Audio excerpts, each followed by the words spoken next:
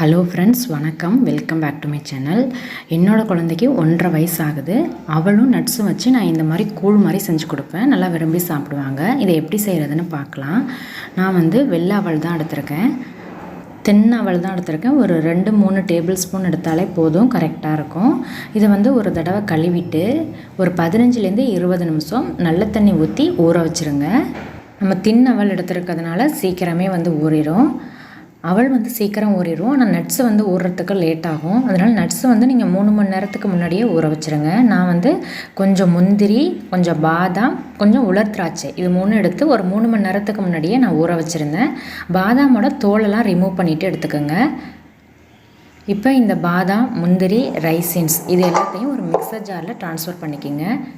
இது கூட நம்ம ஊற வச்சு எடுத்து வச்சுருக்கோம்ல அவள், அதை கொஞ்சம் ஆட் பண்ணிவிட்டு அந்த ஊற வச்ச தண்ணியே கொஞ்சம் ஆட் பண்ணிக்கோங்க. ஃபஸ்ட்டு இதை ஒரு தடவை கொரப்பாக அரைச்சி எடுத்துகிட்டு வந்துடுங்க.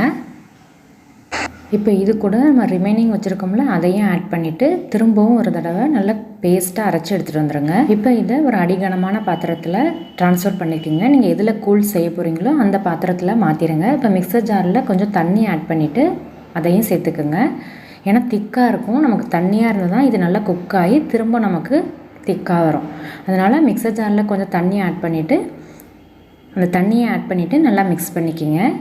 கட்டியெல்லாம் இல்லாமல் இந்த மாதிரி நல்லா கலந்து விட்டு குக் பண்ணிக்கோங்க. இது கொஞ்சம் திக்காகி வரணும், அது வரைக்கும் நம்ம குக் பண்ணணும். அதனால் கைவிடாமல் கலந்து விட்டு குக் பண்ணிக்கோங்க.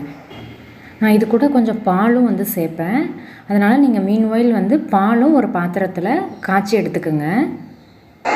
பால் இது நல்லா குக்கான பிறகு லாஸ்ட்டாக ஆட் பண்ணிக்கலாம். அதனால் இதுக்கு இடையிலே நீங்கள் பாலையும் கொதிக்க வச்சுக்கோங்க தனியாக ஒரு பாத்திரத்தில்.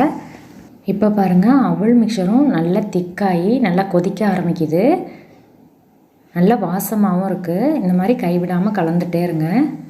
இந்த மாதிரி நல்லா திக்கானதும் ஃப்ளேமை குறைச்சிட்டு நம்ம காய்ச்சி வச்சுருக்கோம்ல பால், அந்த பாலில் கொஞ்சம் ஆட் பண்ணிக்கலாம். இப்போ அந்த காய்ச்சின பால் இருக்குல்ல, அதை கொஞ்சமாக இதில் ஆட் பண்ணிக்கலாம். நீங்கள் வேண்டான்னா இந்த பாலை ஸ்கிப் பண்ணிவிட்டு இந்த பாலை அப்படியே ஸ்கிப் பண்ணிடலாம். ஸ்கிப் பண்ணிவிட்டு இதில் கொஞ்சம் நெய்யும் கொஞ்சம் சர்க்கரையும் சேர்த்துட்டு நல்லா மறுபடியும் ஒரு நிமிஷம் குக் பண்ணிவிட்டு அதுக்கப்புறம் நீங்கள் கொடுக்கலாம். இப்போ நான் கொஞ்சம் பால் ஆட் பண்ணியிருக்கேன். திரும்பவும் கொஞ்சம் தண்ணியாக இருக்க மாதிரி இருக்குது. அதனால் இன்னும் கொஞ்சம் திக்காகட்டும். திரும்பவும் ஒரு நிமிஷம் இது மாதிரி கலந்து விட்டு குக் பண்ணிக்கிறேன். இப்போ திரும்பவும் கொதிக்க ஆரம்பிக்குது.